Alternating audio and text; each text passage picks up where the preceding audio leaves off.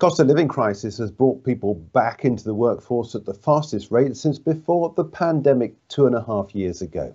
Let's take a look at the numbers as we saw something like around about 296,000 more people working, more than the 170,000 that economists had expected.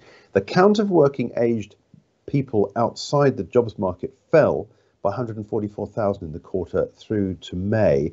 This is according to the ONS data out today.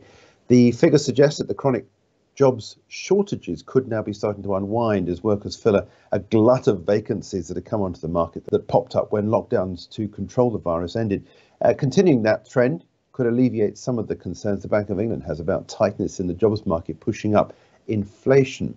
Let's take a look at what's been happening in the foreign exchange markets, because background to this is you've got the sterling trade rising against the US dollar. Now we know that the dollar's weakening, so this is in part driven by what's happening there.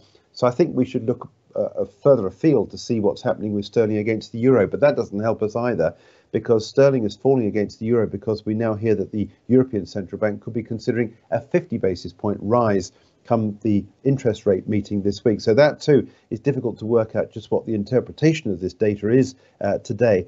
But I think the way that Bloomberg interpreted it is that the cost of living crisis is causing people cause for concern, and people that had originally decided to leave the workplace and step off the treadmill because of COVID-19 have decided to come back into the workplace because of concerns about the rising cost of inflation.